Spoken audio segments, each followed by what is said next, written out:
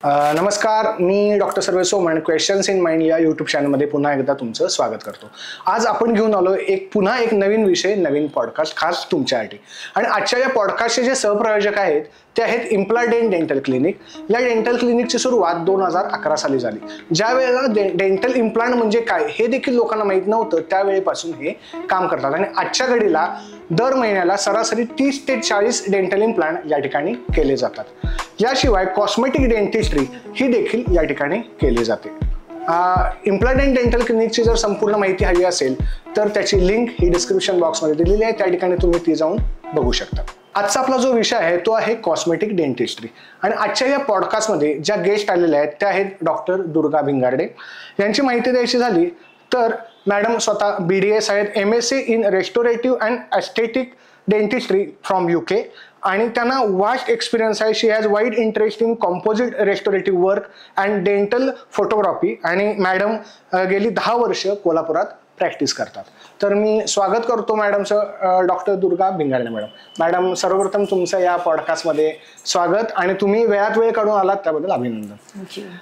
Dentistry हा विषय तसा खूप वास्ट आहे, आणि ह्याच्यामध्ये जनरल डेंटिस्ट्री, कॉस्मेटिक डेंटिस्ट्री हे अनेक प्रकार आहेत। तर मला मुळात सांगा की कॉस्मेटिक डेंटिस्ट्री म्हणजे काय आणि ह्याच्यात फरक काय आहे? कॉस्मेटिक डेंटिस्ट्री ही डेंटिस्ट्री मधली अशी एक ब्रांच आहे ज्याच्यामध्ये आपण समोरच्या दातांच्या ट्रीटमेंट्स करतो, त्याचे एनहान्समेंट्स करतो। जसं आपण बघितलं असेल की डर्मॅटॉलॉजीमध्ये फेशियल एनहान्समेंट्स केले जातात, तसंच कॉस्मेटिक डेंटिस्ट्रीमध्ये आपण समोरच्या दिसणाऱ्या दातांना किंवा दर्शनीय दातांना म्हणता येईल त्याचे आपण ट्रीटमेंट्स करतो, जेणेकरून एखाद्या पेशंटची स्माईल एनहान्स होते। जनरल डेंटिस्ट्री जी आहे ही रुटीन डेंटिस्ट्री आहे, जी युजली क्लिनिक्समध्ये केली जाते। त्याच्यामध्ये रूट कॅनल्स येतात, नॉर्मल फिलिंग्स येतात, दात काढणं येतं, दात क्लीन करणं येतं। तर कॉस्मेटिक डेंटिस्ट्री हे जनरल डेंटिस्ट्रीपासून वेगळं म्हणजे ह्या थोड्याशा ॲडव्हान्स ट्रीटमेंट्स आहेत, ह्या थोड्याशा बूमिंग ट्रीटमेंट्स आहेत, जे आपण बघतो की स्क्रीनवरती की ह्या ॲक्टरचे दात हे सरळ एवढे छान कसे काय, किंवा आपल्याला प्रश्न पडतो की ह्या ॲक्ट्रेसेसनी दातांना काय केलेलं असेल। तर ही जी बूमिंग डेंटिस्ट्री आहे आजकाल, दॅट इज कॉस्मेटिक डेंटिस्ट्री। ही इंडियामध्ये गेले 15 ते 20 वर्ष आहे, त्याच्यामध्ये भरपूर ॲडव्हान्सेस होत आलेत, आता सुद्धा भरपूर होत असतात। बऱ्यापैकी ही पेनलेस ट्रीटमेंट्स आहेत ह्या, ज्या आपल्याला स्माईल एनहान्समेंटसाठी मदत करत असतात। ओके, तर मग कॉस्मेटिक डेंटिस्ट्रीची आपल्याला गरज आहे किंवा ॲज अ पेशंट त्या पेशंटला कसं कळणार, किंवा त्याचे काही क्रायटेरिया आहेत का की या पेशंटला ही कॉस्मेटिक डेंटिस्ट्री लागणार आहे किंवा ह्याला गरज नाही आहे, असं काय असतं का? एखाद्या पेशंटमध्ये समजा त्याचं वय असेल आफ्टर 14 इयर्स, जेव्हा सगळे आपले दुधाचे दात पडून परमनंट टीथ येतात, तेव्हा काही पेशंट्सना जाणवतं की आपल्या दातांमध्ये काही मायनर फटी आहेत किंवा काही तुटलेले आहेत। काही पेशंट्सचे दात थोडेसे पहिल्यापासूनच पिवळसर असतात, काही थोडंसं त्याच्यावरती स्टेनिंग झालेलं असतं। तुम्ही जर बघितलं असेल राजस्थान साईडला फ्लोरोसिसमुळे येलोइश होत असतात दात। तर पेशंट्स काही वेळेला कॉन्शियस असतात, एखाद्या वेळेला एक मूल पडलेलं असतं तेव्हा तो दात तुटलेला असतो, तर तो तुटलेला दात एनहान्स कसा करायचा, किंवा ते केल्यावरती आपल्याला ते चांगलं दिसेल का, की ते खोटे दात लावल्यासारखे दिसतील। तर हे जेव्हा प्रश्न आपल्याला येतात तेव्हा कॉस्मेटिक डेंटिस्ट्रीचा आपण यूज करू शकतो। ओके, आता मॅडमने सांगितलं की बऱ्याच वेळा आपण म्हणतो की एखादा ऍक्टर किंवा ऍक्ट्रेस असेल तर आपण म्हणतो की ह्याचे दात एवढे रेखीव कसे काय। तर मग माझा पुढचा प्रश्न असा आहे की यामध्ये वेडेवाकडे दात पण सरळ होतात का, किंवा ती ट्रीटमेंट ह्याच्यात होते का? हा, आता वेडेवाकडे दात सरळ करण्यासाठी मेनली ऑर्थोडॉन्टिक्स ही एक ब्रांच आहे डेंटिस्ट्री मधली, जी कधी पण पहिला प्रेफरन्स राहील वेडेवाकडे दात सरळ करण्यासाठी। त्यामध्ये जसं तुम्ही ऐकलं असेल ब्रेसेस लावले जातात, त्याच्यामध्ये मेटल ब्रेसेस असतात, सिरॅमिक ब्रेसेस असतात, ते दातांवरती लावून त्याच्यावरती वायर्सच्या सहाय्याने आपले दात सरळ केले जातात, त्याला ऑर्थोडॉन्शिया म्हणतात। तर ऑर्थोडॉन्टिक्स मध्ये हे वायर असल्यामुळे काही पेशंट्सना ते करावेसे वाटत नाहीत, का तर ते दिसतं। तर एस्पेशली आफ्टर एज ऑफ 15 जेव्हा मुलं कॉन्शियस होतात तेव्हा ते करून घ्यायला मागत नसतात, किंवा ॲडल्ट स्टेजमध्ये आफ्टर 20-25। तर त्यासाठी मग आपल्याला अलायनर्स म्हणून ट्रीटमेंट्स असतात, जे वेडेवाकडे दात सरळ करण्यासाठी मदत करतात। अलायनर्स म्हणजे काय असतं की ते क्लिअर अक्रेलिकचे ट्रे असतात, जे पेशंटला घालायला दिले जातात, त्याचा सेट दिला जातो पेशंटला।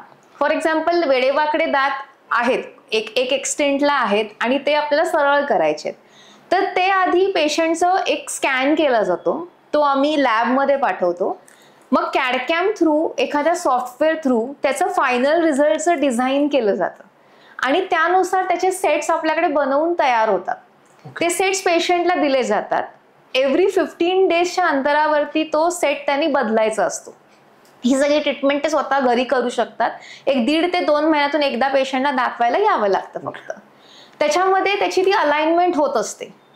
तर हे वेडेवाकडे दात सरळ करण्यासाठी एक म्हणजे एक तुम्ही ॲडव्हान्स ट्रीटमेंट म्हणाल, ऑर्थो किंवा वायर नसतील लावायच्या, तर डेंटल अलाइनर्स म्हणून हे ट्रीटमेंट्स असतात. म्हणजे त्यामुळं तुम्ही जसं म्हटला की ब्रेसेस जे आहेत म्हणजे नॉर्मली विद्यार्थ्यांना घालायला किंवा ते आवडत नाही, अन्नकण अडकत असतं, ते मेंटेनन्सला अवघड जातं, त्याच्यामुळे बरेचशी लोक ते वापरायला मागत नाहीत किंवा तुम्ही सर्टन एज नंतर एस्पेशली. बरोबर. आता तुम्ही म्हटलं लॅमिनेट्स वगैरे आम्ही यूज करतो, मग ते लॅमिनेट्स हे कुठलं मटेरियल काय असतं त्याचं किंवा जर म्हणजे अलाइनर्स ही एक ट्रीटमेंट ऑर्थोडॉन्टिक्स मध्येच येते. जर अलाइनर सुद्धा करायचे नसतील आणि ज्या पेशंट्समध्ये मायनर प्रॉब्लेम्स असतील, मायनर डिस्क्रिपन्सी म्हणतो आम्ही त्याला, की पुढे मागे दात असतील किंवा फटी असतील, तर ते जर तुम्हाला ते दिसताना ऑड वाटत असेल तर त्यासाठी मग डेंटल लॅमिनेट्स किंवा डेंटल विनियर्स असे ट्रीटमेंट्स असतात. ते मटेरियल सिरॅमिक असतं, त्याला आम्ही ग्लास सिरॅमिक्स म्हणतो. टेक्निकल टर्म मध्ये त्याला लिथियम डायसिलिकेट म्हणून म्हणतात. ते सुद्धा ट्रीटमेंट्स अशा असतात की आपण त्याचं माप घेतलं जातं दातांचं, पेशंट्सच्या दातांना एक प्रकारे थोडंफार शेपिंग केलं जातं आणि मग माप घेऊन ह्या सगळ्या प्रोसिजर्स लॅबमधून बनवून मग येतात. ओके. म्हणजे पण या तुम्ही म्हटलात तसं हे बसवल्यानंतर दर 15 दिवसांनी चेंज करायला लागतं? नाही, ती जी ट्रीटमेंट आहे ती अलाइनर्स आहे. हे जे आहे हे अलाइनर्स नसतील तर त्याला लॅमिनेट्स म्हणून अलाइनर्स नसतील तर मग तुम्ही म्हटलं विनियर्स आणि लॅमिनेट्स करू शकतो आपण. मग याला एज लिमिट किंवा असं काय आहे का की कोणत्या वयोगटामध्ये तुम्ही हे करता किंवा या वयोगटाच्या पुढे हे केलं जातं असं काय आहे का? शक्यतो आफ्टर 15 इयर्स करू शकतो आपण लॅमिनेट्स वर विनियर्स. लॅमिनेट्स विनियर्स मध्ये सुद्धा 2 प्रकार असतात. एक असतात ते सिरॅमिकचे लॅमिनेट असतात, दुसरे असतात ते कंपोजिटचे लॅमिनेट असतात. सिरॅमिक लॅमिनेट्स हा एक जो ऑप्शन असतो तो लॅब मधून बनवून येतो. त्याला थोडंसं हाय ग्लॉस असतं, हाय स्ट्रेंथ असतं. नंतर जो असतो तो कंपोजिट लॅमिनेट्स म्हणून असतो, जे आम्ही पेशंट्सच्या टीथ वरती इथेच क्लिनिक मध्ये डायरेक्टली करतो, म्हणून त्याला डायरेक्ट लॅमिनेट्स किंवा कंपोजिट लॅमिनेट्स असं म्हणतात. ओके. मग आता म्हणजे शेवटी प्रश्न येतो तो कॉस्टिंगचा. तर कंपोजिट लॅमिनेट्स आणि सिरॅमिक लॅमिनेट मध्ये तुम्ही म्हटला डिफरन्स काय आहे हा सांगितला, तर मग कॉस्ट इफेक्टिव्ह याच्यातलं कुठलं ठरतं mostly? Cost effective composite laminates ठरतं, कारण कंपोजिट लॅमिनेट्स हे आपण डिरेक्टली पेशंटच्या तोंडात करतो. त्याचं मटेरियल पण बऱ्यापैकी म्हणजे जास्त कॉस्टली नसतं, एक इकॉनॉमिकल म्हणता येईल आपल्याला. पण सिरॅमिक लॅमिनेट्स हे थोडंसं कॉस्टिंग वाढतं, बिकॉज हे सिरॅमिक असतं आणि ते लॅब मधून बनवून घेतलेलं असतं, त्यामुळे ती लॅब कॉस्ट ऍड होते त्याच्यामध्ये. त्यामुळे सिरॅमिक लॅमिनेट्स थोडे कॉस्टली जातात. पण त्याचं इफेक्टिव्हनेस किंवा पॉलिशेबिलिटी म्हणा किंवा त्याचं लाईफ जास्त असतं डेफिनेटली कंपोजिट लॅमिनेट पेक्षा. ओके. मग हे सगळं करताना किंवा बाकीच्या दातांना काय हार्म होऊ शकतो का ट्रीटमेंट मध्ये? आता लॅमिनेट्स करताना ना जर एखादा दात आपल्याला थोडाफार कुठेतरी मॉडिफाय करायला लागतो, त्याला कट डाऊन अजिबात करावं लागत नाही. त्यामुळे ह्या मिनिमली इन्व्हेसिव्ह ट्रीटमेंट्स आहेत. म्हणजे जेवढा कमीत कमी दात आपल्याला तिथे ट्रिम करता येईल किंवा पेशंटच्या दातांना त्याचा त्रास होईल किंवा सेन्सिटिव्हिटी होईल याची खात्री घेऊन, काळजी घेऊनच ह्या सिरॅमिकचे लॅमिनेट्स किंवा कंपोजिट लॅमिनेट्स केले जातात. ओके. मग आता या तुम्ही म्हटला की लॅमिनेट्स, तर लॅमिनेट्स ही ट्रीटमेंट आणि कुठल्या कुठल्या ह्याच्यात ह्याचा वापर केला जातो तुमच्या डेंटल ह्याच्यामध्ये? लॅमिनेट्स मध्ये वेडेवाकडे दात आपल्याला साधारणपणे जे मायनर डिस्क्रिपन्सीज करेक्ट करता येतातच, प्लस जसं आपण डिस्कस केलं की त्याच्यामध्ये जेव्हा स्पेसिंग नसेल तर ते करेक्ट करू शकतो. त्याच्यानंतर जर तुटलेले दात असतील ते सुद्धा लॅमिनेटने करेक्ट करू शकतो, किंवा कंपोजिट म्हणून मटेरियल्स असतात त्याच्याने आपण तो दात बिल्डअप करून घेऊ शकतो. किंवा येलो असतील टीथ, जसं आपण म्हटलं राजस्थान साईडला फ्लोरोसिसचा जो प्रॉब्लेम असतो त्याच्याने पेशंटचे बरेचसे टीथ पिवळसर किंवा स्टेनिंग झालेलं असतं, ते लॅमिनेटने आपण करेक्ट करू शकतो. कधी कधी तुम्ही ऐकलं असेल समोरच्या दाताचं रूट कॅनल केल्यावरती, जनरली रूट कॅनल केल्यावरती कॅप ऍडवाइस केली जाते, त्याच्यात दात कट होतो बऱ्यापैकी कॅप मध्ये.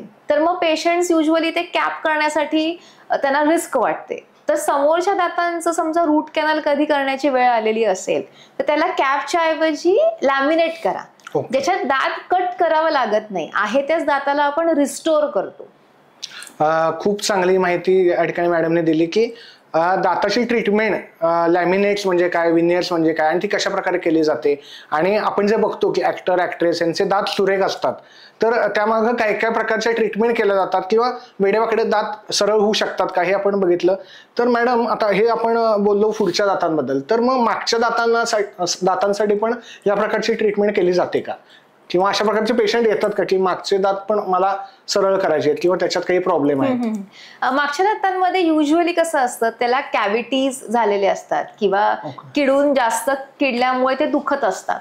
तर त्याला मेनली आपण एकतर फिलिंग्स करू शकतो, तर ते सुद्धा टूथ कलर्ड फिलिंग्स किंवा कंपोजिट फिलिंग्स त्याला म्हटलं जातं, जे आपण अगदी नॅचरल दात दिसेल असे फिलिंग्स करू शकतो.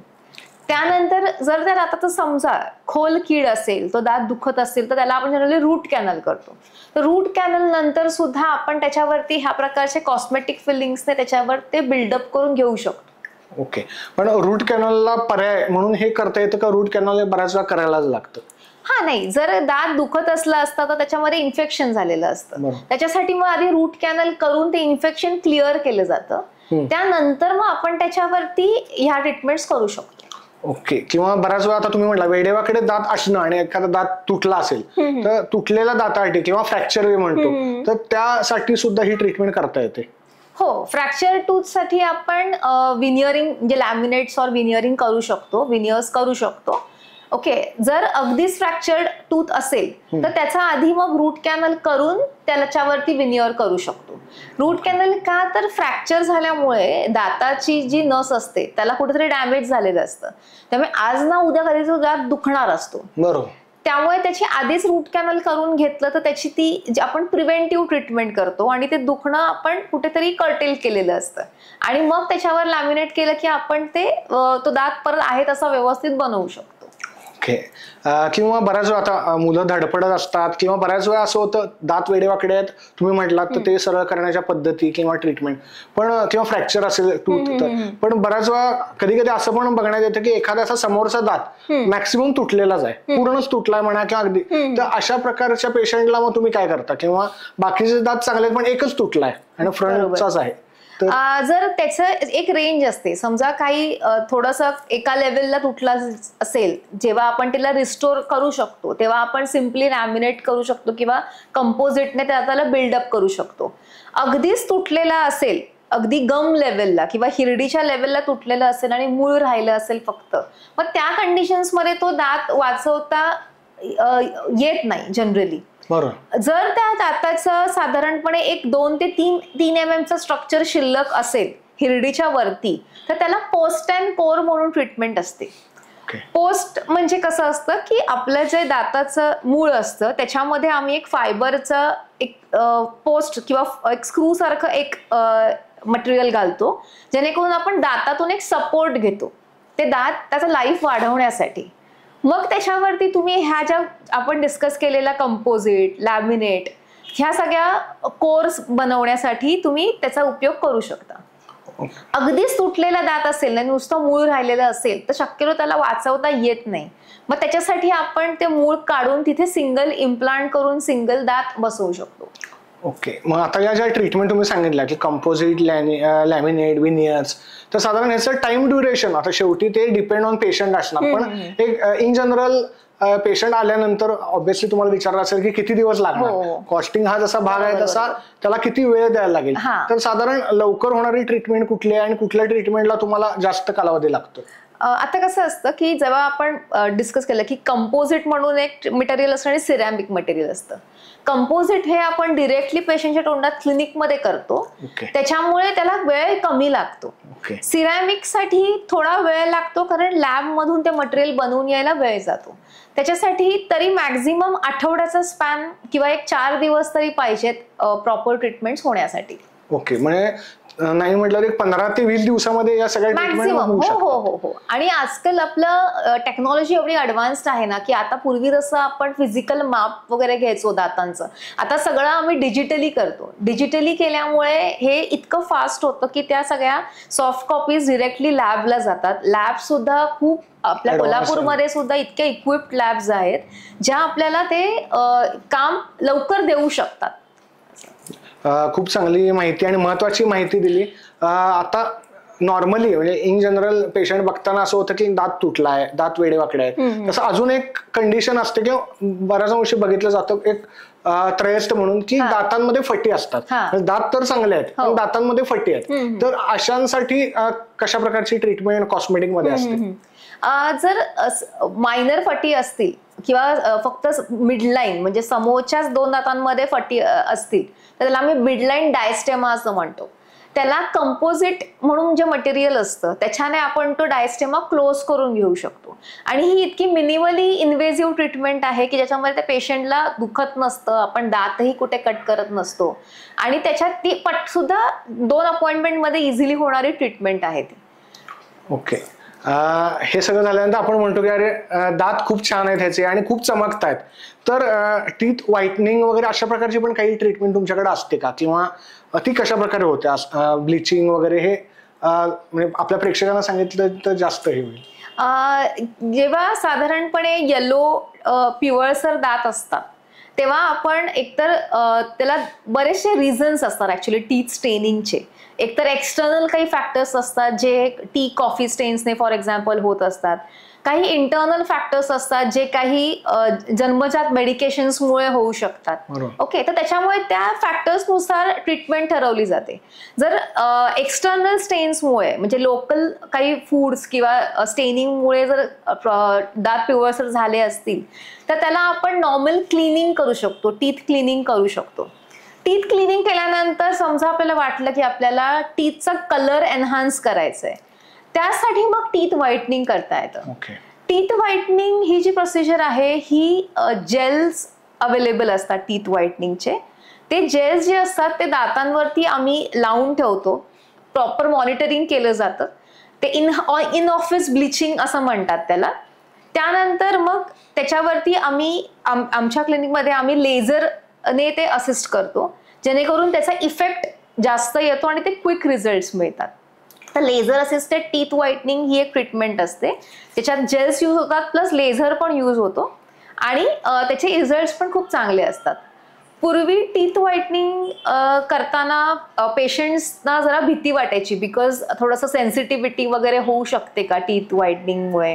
पण आजकाल जे अवेलेबल मटेरियल्स आहेत त्याच्याने हा इश्यू अजिबात होत नाही आणि त्याच्यानंतर पेशंट सुद्धा विदिन 2 days त्यांचं रुटीन चालू ठेवू शकतो. खूप चांगली आणि महत्वाची माहिती दिली. या ठिकाणी मला एक डिस्क्लेमर द्यायचं की आपल्या पॉडकास्टला जे डॉक्टर येतात ते आपले अनुभव शेअर करत असतात, त्यामुळं घरात ते ऐकून घरात काही प्रकार करायचे नाही आहेत.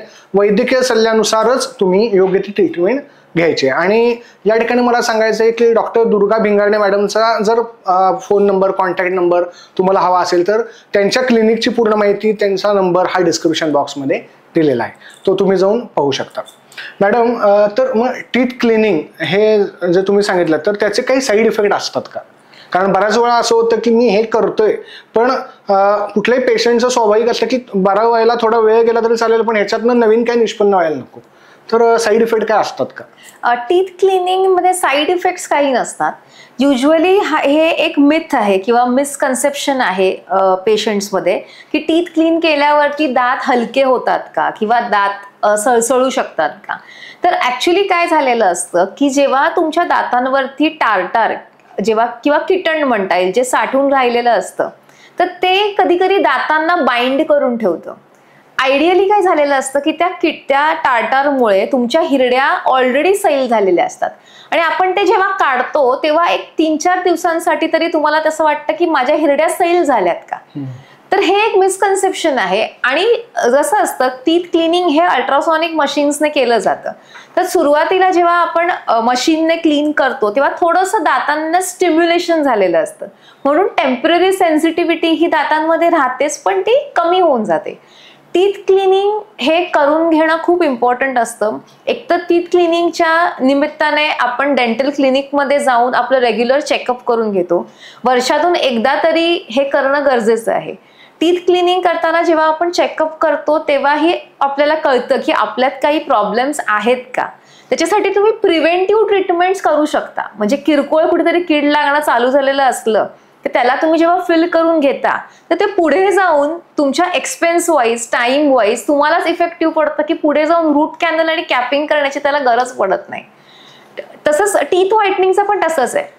थोडीफार सेन्सिटिव्हिटी इनिशियली होते पण नंतर ती कमी होते. टीथ व्हाईटनिंगच्या जेव्हा पॉइंट होतो तेव्हा एक बोलायचं राहिलं की टीथ व्हाईटनिंगमध्ये 2 प्रकार असतात. एक असतं ते इन ऑफिस टीथ व्हाईटनिंग असतं जे आम्ही क्लिनिकमध्ये करतो. एक असतं ते होम ब्लीच टेक्निक्स असतात. इन ऑफिस तुमचे जर जास्त पिवळसर दात असतील तर त्याच्यासाठी आधी इन ऑफिस व्हाईटनिंग करून तुम्ही नंतर टॉपअप्स करू शकता होम ब्लिचिंगचे असं. आणि होम ब्लीच बरेचसे आता यंगस्टर्स मध्ये आम्ही बघितलंय की होम ब्लिचिंग किट्स जे अवेलेबल असतात ते ऑनलाईन किंवा ओव्हर द काउंटर मिळतात तर ते यूज करत असतात. पण त्याच्याने मग जे साईड इफेक्ट्स होऊ शकतात ते मग प्रॉब्लेमॅटिक होऊ शकतात आणि म्हणून मग पेशंट्सना वाटतं की ब्लिचिंगमुळे त्रास होतो. तर शक्यतो तसं करू नका. तुम्ही तुमच्या डेंटिस्टशी प्रॉपर कन्सल्टेशन करूनच टीथ व्हाईटनिंगच्या वगैरे ट्रीटमेंट्स अडॉप्ट करा आणि मग तुम्ही होम ब्लिचिंगसाठी ट्रीटमेंट्स घेऊ शकता. खूप महत्वाची माहिती दिली की prevention is better than cure. बऱ्याच वेळा असं होतं की दात दुखायला लागला किंवा खूप जास्त काही त्रास व्हायला लागला का आपल्याला डेंटिस्ट आठवतो आणि मग आपण त्यावेळेला जातो आणि म्हणतो की अरे बापरे एवढा खर्च कसा काय सांगितलाय. तर अगदी मिनिमल खर्चामध्ये होऊ शकत असतं पण आपण त्यावेळेला दुर्लक्ष करतो. त्यामुळं कंटिन्यू म्हणजे एक आपल्याला काय त्रास नसताना देखील फॉलोअप घेणं. आणि आपण मागच्या डेंटिस्टच्या पॉडकास्टमध्ये पण बघितलं होतं की आपला स्वतःचा जसा फॅमिली डॉक्टर असतो तसा आपला एक डेंटिस्ट असणं हा सुद्धा तितकंच गरजेचं आहे.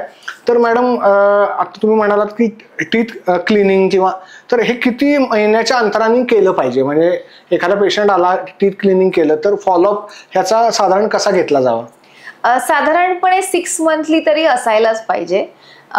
पण at least once in a year. आपण बाहेरच्या देशांमध्ये बघितलं तर त्यांचे जे मेडिक्लेम्स असतात त्याच्यासाठी त्यांना कंपल्सरी 6 मंथली डेंटल व्हिजिट्स असतात. त्याच्यामुळे त्यांचं टीथ क्लिनिंग केलं जातं. ही इतकी चांगली गोष्ट आहे की त्या निमित्ताने तरी पेशंट डेंटल क्लिनिक्समध्ये येऊन आपलं स्वतःचं टीथ स्कॅन करून घेतो आणि त्याच्याने हे प्रॉब्लेम्स बऱ्यापैकी कमी होतात आणि अवेअरनेस क्रिएट होतो मेन म्हणजे. ओके. तर आता आपण बऱ्याच मुद्द्यांवर बोललो. वेडेवाकडे दातांच्या मध्ये फटी असतील तर काय. तर अजून एक प्रॉब्लेम असतो किंवा बऱ्याच जणांना असं वाटतं की नाही माझे गम्स जे आहेत डार्क गम्स आहेत तर डार्क गम्स साठी सुद्धा काही प्रकारच्या ट्रीटमेंट असतात का. हो, डार्क गम्स मुळात रिझन असतं जे मेलॅनिन पिगमेंट असतं. जसं स्किनमध्ये मेलॅनिन असतं तसंच गम्समध्ये तो एक पिगमेंट असतो जो तुमचे गमचा कलर टोन डिटरमाइन करत असतो. डार्क गम्स असणं हे प्रॉब्लेमॅटिक काही नाहीये. फक्त ते एस्थेटिकली किंवा ते दिसण्याच्या दृष्टीने काही काही पेशंट्सना ऑड वाटत असतं. तर त्यासाठी डिपिगमेंटेशन, गम डिपिगमेंटेशन म्हणून एक ट्रीटमेंट असते जे आपण मेलॅनिन पिगमेंट रिमूव्ह करतो गम्सवरचं. त्याला एक हिलिंग टाइम देतो. त्याच्यानंतर मग ते जो टोन असतो गम्सच्या कलरचा तो थोडासा परत पिंकिश होणं चालू होतं. तर हे आपण डिरेक्टली स्कॅल्पेल म्हणून मेथड असते त्याने करू शकतो किंवा लेझरने करू शकतो. ओके. मगाशी बोलताना मला आता एक प्रश्न सुचला सहज की तुम्ही म्हणालात की टीथ व्हाईटनिंग करताना तुम्ही एक प्रकारचं केमिकल म्हणजे लावता किंवा आहे. तर प्रत्येक दाताची म्हणजे प्रत्येक व्यक्तीची दाताची एक ठराविक शेड असते. तर मग तीच शेड अचीव्ह होते का दात खरोखर म्हणजे ती शेड सोडून जास्त पांढरे दिसतात किंवा असं काय. कारण हे पण एक आहे की टीथ व्हाईटनिंग मध्ये ना आपल्याला जे आपण रिझल्ट एक्सपेक्ट करतो की असा ड्रॅस्टिक व्हाईट चेंज होतो असं होत नाही. 2 शेड्स लाईट टीथ होतात. म्हणजे हे गॅरंटेड रिझल्ट असतो की 2 शेड्स लाईट टीथ होतात आणि त्याच्याने एक तुम्हाला फ्रेशन्ड लुक येतो टीथ व्हाईटनिंग नंतर. म्हणजे ऍटलिस्ट पिवळसरपणा कमी होऊन त्याची नॅचरल शेड जी आहे ही अचीव्ह व्हायला किंवा ती व्हायला मदत होते. हो. तर किंवा काही पेशंट मध्ये आता पुन्हा मी मूळ याच्यावर येतो की काही पेशंटमध्ये हसताना गम्स दिसतात, हो हो की स्माईल त्याची म्हणजे दात चांगले आहेत, सगळं छान आहे, पण बरोबर. हसताना हिरड्या दिसतात. हो हो तर यासाठी तुम्ही कोणत्या प्रकारची ट्रीटमेंट करता मुळात? त्याला मेन म्हणजे आपण एक गमी स्माईल असं म्हणतो. तर जेव्हा एक्सेस गम डिस्प्ले असतो तर तो एकतर बऱ्याचशा कारणांमुळे असतो, पण त्याचे काही एक क्रायटेरिया असतात. जेव्हा ऍक्च्युली गम्स जर जास्त असतील दिसतात तेव्हा आपण त्याला एक जिंजॅवेक्टॉमी म्हणून ट्रीटमेंट असते, ज्यात आपण जिंजॅवल एक्सेस रिमूव्ह करतो आणि गम डिस्प्ले कमी करतो. ओके. जेव्हा तो पेशंट स्माईल करतो तेव्हा ऍटलीस्ट फक्त एक 1 ते 2 mm चा गम डिस्प्ले दिसेल, अशा प्रकारे आपण ते फायनल रिझल्ट देतो पेशंटला. ओके. या इम्प्लांट अँड डेंटल क्लिनिकमध्ये बऱ्याचशा ॲडव्हान्स टेक्नॉलॉजी, बऱ्याचशा ॲडव्हान्स ट्रीटमेंट आपण करता किंवा डेंटल लेझर हे सुद्धा केलं जातं. तर मग डेंटल लेझर म्हणजे काय मुळात आणि त्याच्यातनं काही काही ट्रीटमेंट केल्या जातात? डेंटल लेझर म्हणजे मुळात कसं असतं की लाईटच्या इफेक्टिव्हनेसवरती ह्या ट्रीटमेंट्स केल्या जातात, लाईटच्या इमिशनवरती. तर त्याच्यामध्ये कसं असतं की आपण गम कंटुरिंग करू शकतो किंवा जसं आपण डिपिगमेंटेशन म्हटलं, ज्या गम्सवरचा वरचा जो सरफेस असतो त्याला मॉड्युलेट करू शकतो, किंवा मग एखाद्या एक्सेस टिश्यू असेल आपल्या ओरल कॅव्हिटीमध्ये त्याला रिमूव्ह करण्यासाठी लेझर वापरलं जातं. लेझरचा बेसिकली फायदा असा आहे की त्याच्याने ट्रीटमेंट पेनलेस होतात, त्याच्यानंतर ह्याचं हिलिंग फास्ट होतं, जेणेकरून पेशंटला पण ते कम्फर्टेबल राहतं, प्लस आम्हाला सुद्धा पुढच्या ट्रीटमेंट्स करणं खूप कम्फर्टेबल राहतं. त्यामुळे लेझर असिस्टेड ज्या काही ट्रीटमेंट्स असतात त्या डेफिनेटली करून घ्याव्यात, जेणेकरून तुमचं हिलिंग फास्ट होईल, तुम्हाला पेन कमी होईल. लेझर म्हटल्यानंतर बऱ्याच लोकांना भीती वाटते की बाबा ह्याचे काय साईड इफेक्ट असतील का, किंवा मला ह्याचा काय त्रास होईल का. तर डेंटल लेझरचे काही साईड इफेक्ट वगैरे असतात का? नाही, त्याच्या जर पर्टिक्युलर प्रॉपर वेव्हलेंथनुसार आपण जर यूज केलं त्या ऍप्लिकेशनसाठी तर त्याचा काहीही साईड इफेक्ट नसतो लेझरचा. ओके. किंवा पूर्वी दातावर काही कॅप्स असतील तर त्यांचं मार्जिन दिसत असेल तर ते बदलता येतं का, किंवा ऑलरेडी कॅप आहे, पेशंट आलाय तुमच्याकडे आणि आता त्याला कॉस्मेटिक मध्ये जायचंय, बरोबर, तर मग कशा त्या कॅप काढता किंवा कशा पद्धतीने काढता? आता काही तुम्ही तुमच्या फॅमिली फ्रेंड्स मध्ये बघितलं असेल की त्यांच्या समोरच्या कुठल्या तरी दातावरती कॅप केलेली असते किंवा मग ब्रिज केलेला असतो, ती अशी ओळखू येत असते बऱ्याचदा. किंवा मग काही वर्षानंतर कसं झालेलं असतं की त्या कॅपची अशी एक ब्लॅक मार्जिन विजिबल होत असते, ते दिसताना अजिबात अट्रॅक्टिव्ह दिसत नाही. मग अशा प्रकारच्या ज्या ओल्ड कॅप्स असतात त्या आपण रिप्लेस करू शकतो. त्या मेटल सिरॅमिकच्या करण्यापेक्षा आजकाल फुल सिरॅमिकच्या ज्या कॅप्स असतात त्या जर आपण करून घेतल्या तर ते एस्थेटिकली पण चांगल्या दिसतात, प्लस ते ब्लॅक मार्जिन पूर्णपणे हाईड करून घेऊ शकतो आपण आणि ते पेशंटची परत स्माईल एनहान्स करू शकतो. ओके. म्हणजे आपल्या कॉस्मेटिकमध्ये दाताला तर सर्वसामान्य ह्याच्यात खूपच व्हॅल्यू आहे. तर आपण हसताना दिसतो कसे किंवा काही या ज्या गोष्टी असतात या सगळ्याची काळजी तुम्ही या कॉस्मेटिकमध्ये घेता. तसं मग स्माईल डिझायनिंग, जसं मी मगाशी म्हटलं की काही जणांच्या हिरड्या दिसतात, वेडेवाकडे दात वगैरे हे तर डिफॉर्मिटी झाली, पण हिरड्या गम्स दिसत आहेत. तर स्माईल डिझाईन तुम्ही एखाद्या पेशंटची करायची असेल तर त्याचा पण अंतर्भाव कॉस्मेटिकमध्ये होतो का आणि ती कशी केली जाते?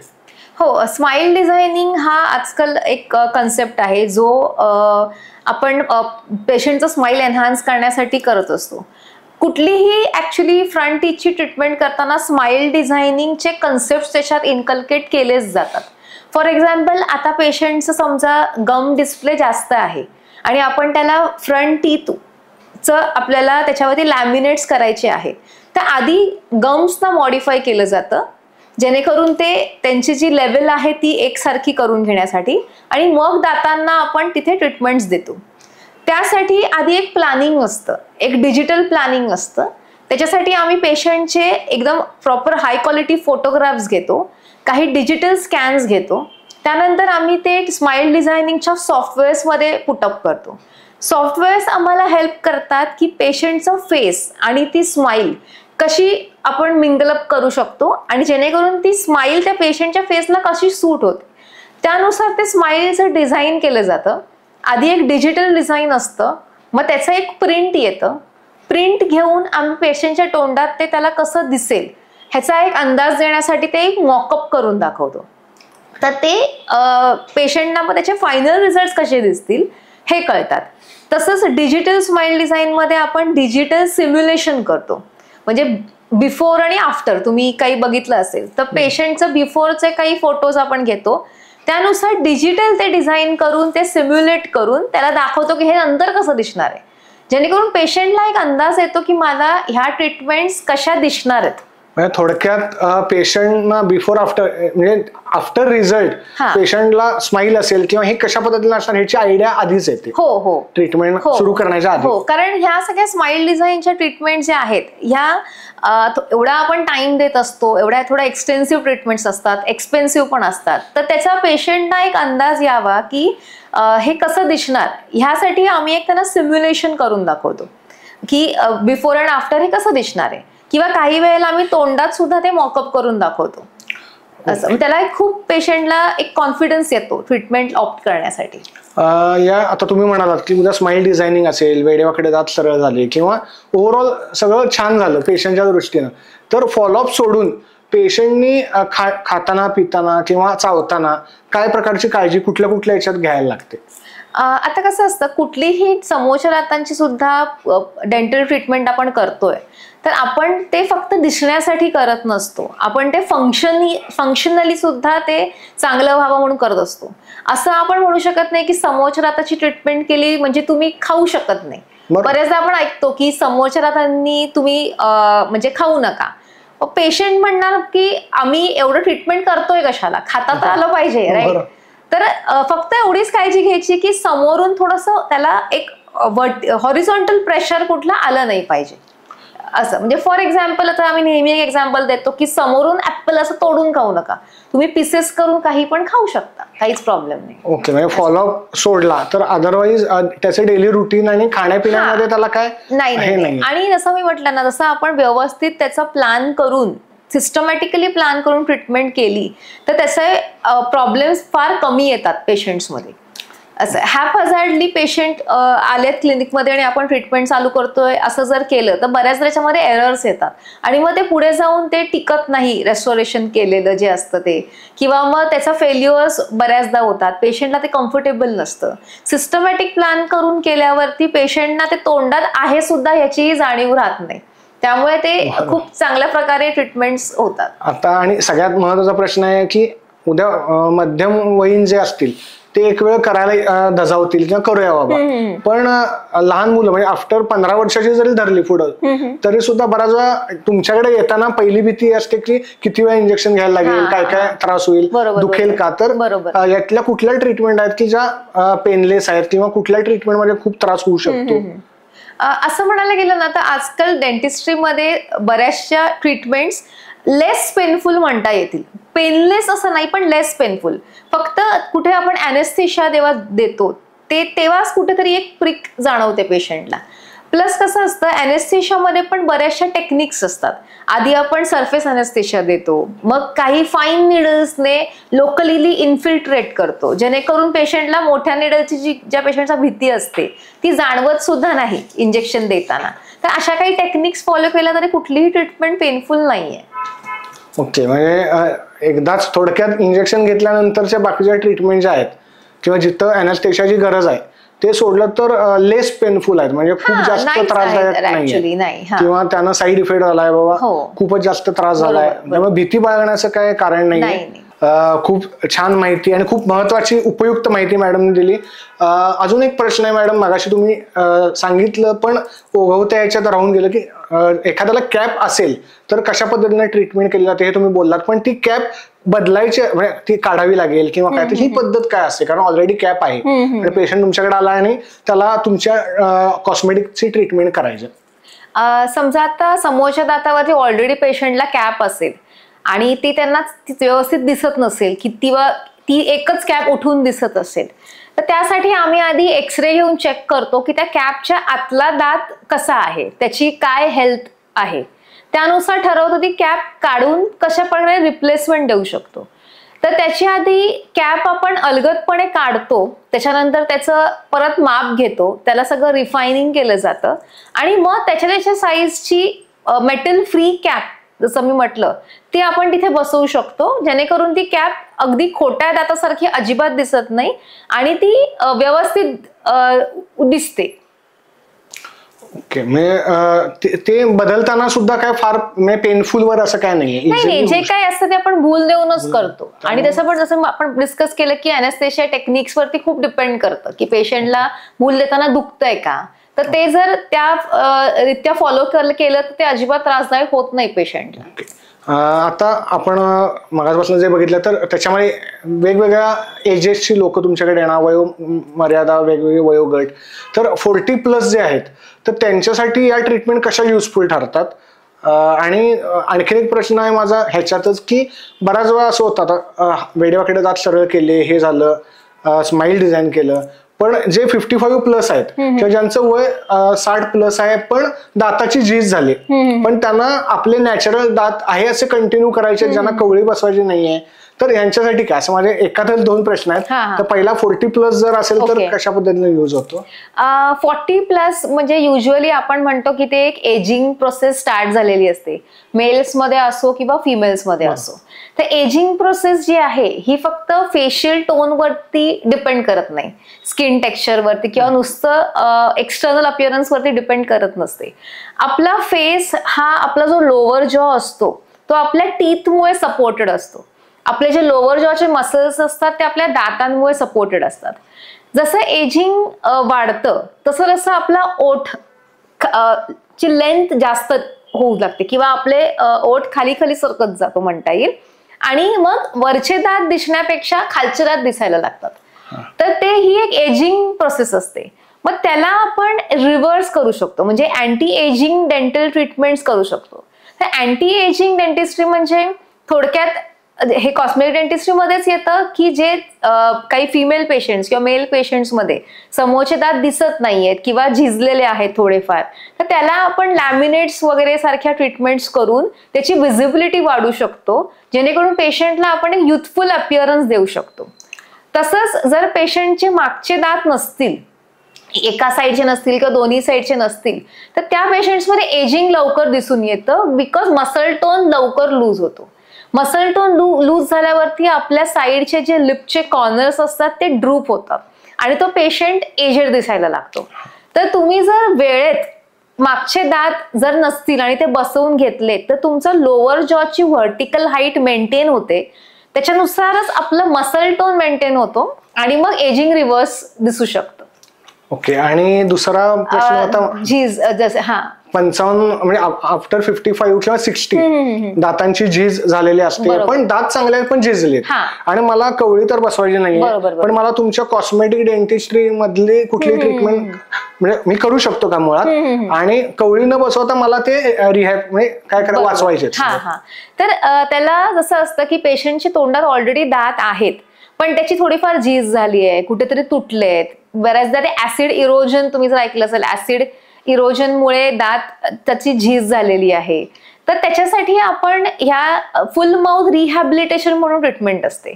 त्याच्यात आपण व्हिनियर्स, कॅप्स, त्याच्यानंतर इनले, ऑनले असे हे सिरॅमिकचेच ऑप्शन्स असतात, ज्याचा वापर करून त्या पेशंटची लोअर जॉची हाईट वाढवून घेऊ शकतो आणि त्याचं माउथ किंवा टीथ रिहॅबिलिटेट करू शकतो. त्याच्यात कुठलेही दात काढायलाच लागतात असं नाही. काही दातांना आपण रूट कॅनल किंवा फिलिंग्स करायची गरज पडू शकते, पण ते सगळे आपण वाचवू शकतो आणि त्या पेशंटला रिहॅबिलिटेट करू शकतो. ओके, आता आपण जे बघितलं, आता पण तुमच्याकडनं माहिती घेतली किंवा तुम्ही तुमचे अनुभव सांगितले कुठल्या पेशंटला काय, तर अजून एक प्रश्न असा असतो की कॉन्ट्राइंडिकेशन, म्हणजे मी त्या वयोमर्यादेत बसतोय, माझे दात वेडेवाकडे असतील किंवा त्या सगळ्या कंडिशन आहेत, पण मला अमुक त्रास आहे किंवा मला हेवी शुगर आहे किंवा आणखीन काही असेल, तर असं तुमच्या याच्यामध्ये काही ट्रीटमेंट करताना तुम्ही बघता का की हे असेल तर हे कॉन्ट्राइंडिकेटेड आहे किंवा हे या पेशंटला ही कंडिशन असेल तर ही ट्रीटमेंट चालणार नाही, किंवा त्यासाठी तुम्ही काही टेस्ट वगैरे आधी करता का? बरेचदा कसं होतं, आता ह्या ज्या कॉस्मेटिक ट्रीटमेंट्स आहेत त्या जसं आपण पहिल्यापासून बोलत आलो की ह्या कुठेही इन्व्हेजिव्ह ट्रीटमेंट्स नाहीयेत की आपण दाताला खूपच कट करतोय किंवा एखादा दात काढतोय, असं काही करावं लागत नाही. जनरली मेडिकल कंडिशन्स असतात, म्हणजे डायबिटिक असतात किंवा काही पेशंटचे ब्लड थिनर्स वरती असतात, जे त्यांना बीपीचा त्रास असतो. त्याच्यामध्ये दात जर काढायचा असेल तर आपल्याला ह्या कंडिशन्सचं इम्पॉर्टन्स लक्षात घ्यावा लागतो. त्यांना आपण काही टेस्ट वगैरे करायला सांगतो. पण जर ह्या नॉन इन्व्हेसिव्ह ट्रीटमेंट फक्त जर आपल्याला लॅमिनेट्स करायचे आहेत, कंपोजिट रेस्टोरेशन्स करायचे आहेत किंवा ब्लिचिंग करायचंय, टीथ व्हाईटनिंग करायचंय, तर त्यासाठी काही आपल्याला डायबिटीस चं कंट्रोल किंवा आपलं जर इकोस्प्रिम्स वगैरे सुरू असतील, ब्लड थिनर्स सुरू असतील, तर त्याची काही गरज पडत नाही. फक्त डायबिटिक पेशंट्समध्ये कधी कधी गम इश्यूज जास्त असतात, बिकॉज त्यांच्या गम्स मध्ये त्याच्यामध्ये एक प्रकारचं फ्लुइड असतं, त्याला आम्ही GCF म्हणतो. त्याच्यामध्ये ब्लड ग्लुकोज लेवल जास्त असते.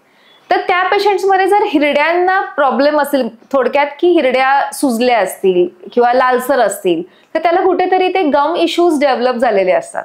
तर ते सगळं कंट्रोल करूनच मग ह्या ट्रीटमेंट्स आपण करतो. पण जनरली कॉन्ट्राइंडिकेशन्स असे मेजर कुठलेच नाही आहेत या ट्रीटमेंटसाठी. ओके. आणखीन एक प्रश्न मला आता सुचला की बऱ्याच वेळा म्हणजे एखादा आजार असेल तर डॉक्टर्स म्हणतात की तुम्ही आता आलाय पण हा बरा व्हायला कठीण आहे कारण तुम्ही थोडं लेट आलाय. बरोबर. तर तुमच्या डेंटिस्ट्रीमध्ये खास करून कॉस्मेटिक मध्ये असं काय आहे का की एखादा पेशंट, आता वेडेवाकडे दात असतील किंवा वेगवेगळ्या व्हरायटी ऑफ कंडिशन आहेत, तर पेशंट लेट आलाय म्हणून ही करता येणार नाहीये, किंवा जसं म्हटलं कॉन्ट्राइंडिकेशन काय नाहीये, पण हा पेशंट यायला उशीर आला म्हणून ही ट्रीटमेंट होऊ शकत नाही, असं काय आहे का? जनरली काय होतं, पेशंटला यायला उशीर होतो जेव्हा तो दात अगदीच तुटलेला असतो. बरोबर. मग तेव्हा तो काढण्याच्या पलीकडे काहीच पर्याय राहत नाही. मग त्याच्यासाठी मग नंतर इम्प्लांटचा डेंटिस्ट्रीचा यूज आपण करू शकतो. हे इम्प्लांट सुद्धा कॉस्मेटिक्स अंडर येतात, पण मग त्याच्यासाठी त्या इन्व्हेसिव्ह ट्रीटमेंट झाल्या की दातच काढून आपल्याला इम्प्लांट करावा लागतो. त्यामुळे युजली जेव्हा नेहमी कुठलीही ट्रीटमेंट जर तुम्ही प्लॅन करत असाल किंवा तुम्हाला कुठेही दातांमध्ये काही प्रॉब्लेम वाटत असेल, तर फक्त एकदा ऍटलिस्ट कन्सल्ट करून घ्या तुमच्या डेंटिस्टना. बिकॉज आता इतके व्हेरिड ऑप्शन्स आणि इझी ऑप्शन्स अवेलेबल आहेत पेशंटच्या बेनिफिटसाठी की आजकाल तुम्ही इझिली त्या ट्रीटमेंट्स ऑप्ट करू शकता विथ लेस पेन आणि लेस टाइम. थोडक्यात तुमच्या तोंडात जोपर्यंत दात आहेत तोपर्यंत करता येण्यासारखं खूप काही आहे, ते एकदा गेल्यानंतर मात्र काहीच करता येणार नाही. कॉम्प्लिकेशन्स वाढत जातात, ट्रीटमेंट टाइम वाढत जातो, सिरॅमिकचे दात बसवणं किंवा हे फार पुढचं होऊन जातं. आज आपण कॉस्मेटिक डेंटिस्ट्री बद्दल मॅडम कडनं माहिती घेतली, त्यांचे अनुभव त्यांनी शेअर केले, कोणत्या प्रकारची ट्रीटमेंट होते, कशा प्रकारे होते, किती टाइम ड्युरेशन लागतं, विनियर्स म्हणजे काय, लॅमिनेट्स म्हणजे काय, अनेक टर्म्स मॅडमनी उलगडून सांगितल्या. तर मी सर्वप्रथम मॅडमचं अभिनंदन आणि धन्यवाद मानतो की तुम्ही या पॉडकास्टसाठी वेळात वेळ काढून आलात. आणखीन यापूर्वीचे पॉडकास्ट देखील आपण आपल्या चॅनलवरचे तुम्ही बघितले नसतील, जे dental implant, liver cirrhosis, cancer यासारख्या, डायबिटीस, पॅरालिसिस यासारख्या विविध आजारांवर आपण हे पॉडकास्ट केलेले, ते पण जाऊन नक्की बघा. डॉक्टर दुर्गा भिंगारडे मॅडमशी संपर्क साधायचा असेल तर त्यांच्या हॉस्पिटलची पूर्ण लिंक ही देखील डिस्क्रिप्शन बॉक्समध्ये दिलेली आहे. आणि आपण आता तूर्त तुमची मी रजा घेतो, भेटूया आपण पुढच्या पॉडकास्टला. नमस्कार.